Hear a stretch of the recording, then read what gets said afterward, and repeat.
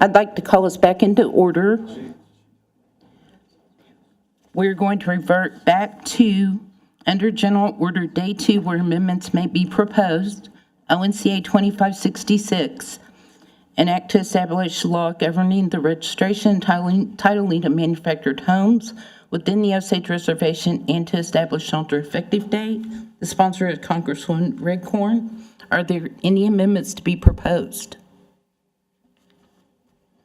We are now on ONCA 2568, an act to establish a rental assistance program for elders and to establish an alternate effective date. The sponsor is Congressman Potts. Are there any amendments to be proposed? We're now on ONCA 2571, an act to amend the Treasury law at 15 ONC 2304.1 to require the principal chief to appoint a treasurer within 180 days and to establish an alternate effective date. The sponsor is Congressman Potts. Are there any amendments to be proposed? We're now on ONCA 2572, an act to amend the Attorney General law at 15 ONC Section 3-106 to require the principal chief to appoint an Attorney General within 180 days, to amend 15 ONC Section 3-109 to state that only the Attorney General may issue Attorney General opinions, and to establish an alternate effective date. The sponsor is Congressman Potts. Are there any amendments to be proposed?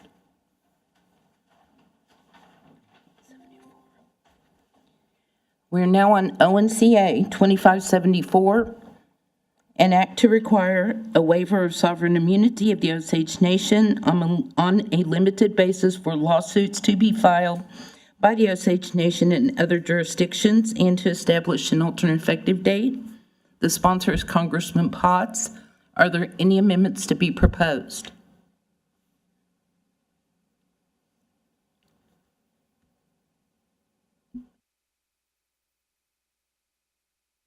We're now on ONCA 2578, an act to provide a supplemental appropriation to the Hominy and Pawhuska Village Committee Fund in the amount of $20,000 and to establish an alternate effective date. The sponsor is Congresswoman Rivard. Are there any amendments to be proposed?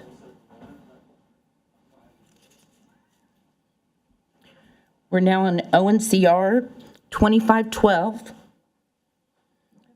a resolution to revise and approve the fiscal year 2025 annual revenue projection of the Osage Nation.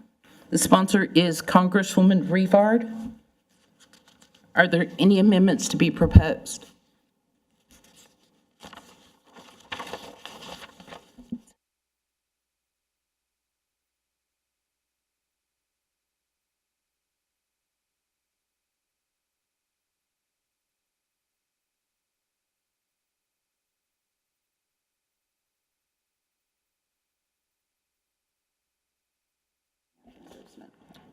ONCA 2564 and ONCA 2570 will go to General Order Day 3 on our next day's agenda.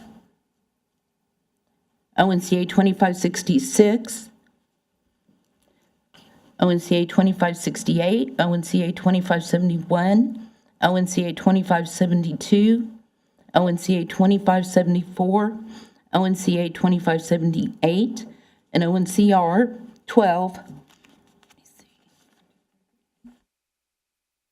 We'll go to third reading on our next day's agenda after engrossment. Madam Speaker, Congressman Potts. I'd like to make a motion to suspend the rules, modify the agenda, and place ONCA 2581 on general order, on third reading on Monday's agenda. There's a motion and a second. All those in favor, please say yes. Yes. Any opposed, please say no. Motion passes.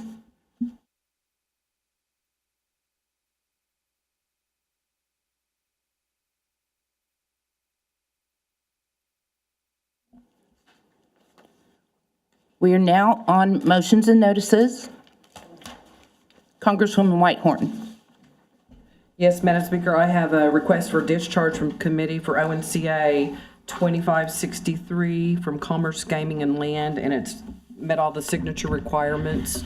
So I'm asking that it be placed on general order day 1 on the next legislative day's agenda. Thank you, Congresswoman Whitehorn. Under motions and notices, we're on letter A, consideration of proposed amendments to the Osage Nation congressional rules. I believe that we all have the rule change requests in our inboxes, and hopefully you've had time to review them. The first rule change.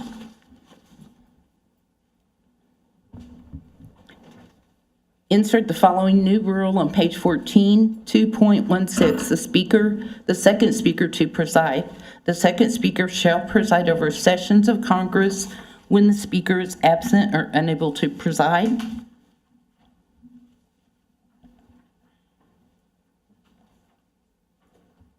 Chair will entertain a motion. Yes, Congresswoman Whitehorn? I move to amend the rule that the speaker just read. Second. Motion and a second. Any discussion? All those in favor of the motion? Correction. We will request a roll call vote at this point. Clerk? Congresswoman Good Fox. Yes. Second Speaker Hamilton. Yes. Congressman Keene. Yes. Congresswoman Lemon. Yes. Congressman Maker. Yes. Congressman Potts. Yes. Congresswoman Redcorn. Yes. Congresswoman Revard. Yes. Congressman Tillman. Yes. Congresswoman Whitehorn. Yes. Congressman Bighorse. Yes. Speaker Shaw. Yes. Motion passes. We're now on rule change number 2, amendment number 2. 2.2, speaker to preside. The speaker shall preside over all sessions of Congress except when absent or unable to preside, and in such cases, the second speaker shall preside over sessions of Congress. Chair will entertain a motion. Move to adopt the proposed rule. Second. There is a motion and a second. Any discussion? Clerk, roll call, please. Second Speaker Hamilton. Yes. Congressman Keene. Yes. Congresswoman Lemon. Yes. Congressman Maker. Yes. Congressman Potts. Yes. Congresswoman Redcorn. Yes. Congresswoman Revard. Yes. Congressman Tillman. Yes. Congresswoman Whitehorn. Yes. Congressman Bighorse. Yes. Congresswoman Good Fox. Yes. Speaker Shaw. Yes, motion passes. The rule change does pass at this point. I believe there's one more. This one includes several rule changes. It's a proposed amendment to the rule change in Congress proposed by Congresswoman Whitehorn. There are several included, so I hope that everyone has had the opportunity to review them. I will read them all if you'd like me to, but without objection, I'll go ahead. All right, Chair will entertain a motion. Okay, let me see. Let me get back to where I am. Move to amend or adopt. Amend the Amendment 1, Rule Number 1.1. Move to adopt that into the rules of Congress. Discussion. Motion and a second. Any discussion? Yes, I have some discussion here. The Amendment 1, Amendment 2, Amendment 3, and Amendment 4 all need to go together because there's different places in our rules that pertain to forming a committee on natural resources, a select committee on natural resources. So if we go down the road of amending Rule Number 1, then we need to amend it all. We need to go for the next 4 amendments.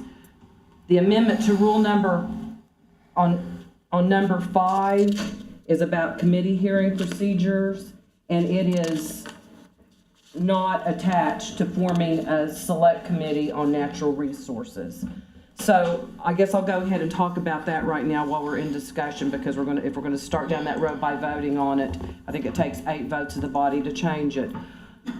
Since I've been on Congress, I've always wondered about Article 15 of our Constitution, where it says that that the legislature shall provide for the utilization and development of all natural resources. I haven't seen us take a very active role into that constitutional mandate, and I believe that this body should. Our natural resources include our water, our land, grazing land, grassland, a whole plethora of things. And we all always talk about our water rights.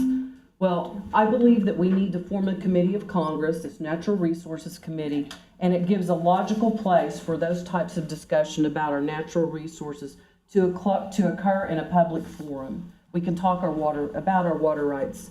We can talk about our leases and our land inventories. Today, I don't know that we even have a comprehensive land inventory, but this body should know about it, and this body should be able to look at how our natural resources are working and get reports on it and make requirements so we can improve how we use our natural resources and how we protect them. In absence of this, we don't know unless we ask questions. So I'm very hopeful that this will pass. It'll be a new road that we're cutting as we go. Most of the language in the duties of the Natural Resources Committee have come straight from the Natural Resources Regulatory Act that was passed, I think, in 2014 or 15, when the Water Rights Task Force was in force and we were doing a lot of work. So most of the duties come from and mirror what that statute says. It requires reporting to Congress, or it requires a committee to look at those things. In the law, it's already required that they report these things to Congress, but we don't really have a committee that takes a hold of that and looks at and knows that those reports are required. So this is my effort to try to. Our lands are so important. It's always all been about the land, you guys, since we started signing treaties in 1808 to where we sit right now. And land is the most important thing. And so, and our people that live on the land. But anyway, I'm, like I said, this is my effort to try to get all of those things in one place in the body of Congress as the Constitution directs us to pay attention to. So I ask for your support on the next 4 amendments, and then when we get to amendment number 5, I'll talk about that again. So I move to, I've already made that motion, right? We just need to vote. Yes. Oh, can I say one more thing? Yes. This amendment adds the Natural Resources Committee. It adds a chairperson of the Natural Resources Committee and 5 members of the Natural Resources Committee. A select committee, yes. Thank you, Congresswoman. And just to be clear, we are going to vote on each amendment separately. The discussion we were in was on Amendment 1, so we will take a roll call for the vote on Amendment 1 at this time. Congresswoman Lemon, Yes. Congressman Maker, Yes. Congressman Potts, Yes. Congresswoman Redcorn, Yes. Congresswoman Revard, Yes. Congressman Tillman, Yes. Congresswoman Whitehorn, Yes. Congressman Bighorse, Yes. Congresswoman Goodfox, Yes. Second Speaker Hamilton, Yes. Congressman Keene, Yes. Speaker Shaw. Yes. Motion passes. Amendment 1.1, rural change has been accepted. We're now on Amendment number 2, Congresswoman Whitehorn. Move to adopt Amendment 2, Rule 7.2, Select Committees. Congresswoman Whitehorn. What this does is it adds Natural Resources Committee to the Select Committees list. Thank you. Any other discussion? Roll call vote, please.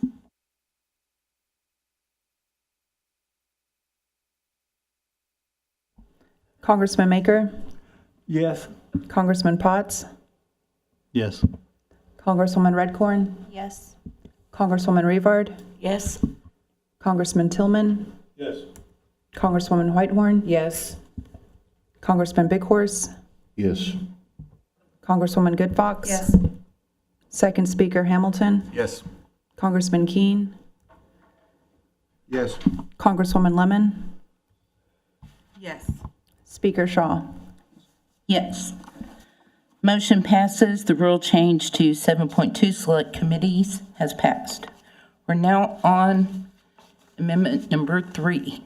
Congresswoman Whitehorn. Yes, I move to insert the following new rule, renumber the Rule 7.7 through the end of Rule 7, and insert the new Rule 7.7, Natural Resources Committee.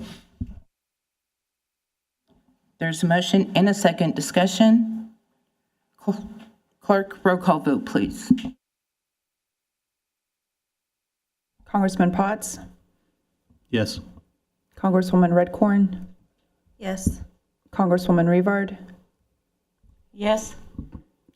Congressman Tillman, Yes. Congresswoman Whitehorn, Yes. Congressman Big Horse, Yes. Congresswoman Good Fox, Yes. Second Speaker Hamilton, Yes. Congressman Keen, Yes. Congresswoman Lemon, Yes. Congressman Maker, Yes. Speaker Shaw. Yes. Amendment number 3, rule change to 7.7 Natural Resources Committee passes. We're now on amendment number 4, rule change to 7.7 Standing Committees. Congresswoman Whitehorn. Move to amend the rules at Rule 7.71 before renumbering is amended to read 7.7 Standing Committees. Motion and a second. Discussion. Congresswoman Whitehorn. What this does is on our standing committees where we call it Commerce, Gaming, and Land, we've changed that title now to Commerce and Gaming. Land will roll over into the Natural Resources Committee. Any other discussion? Roll call vote, please.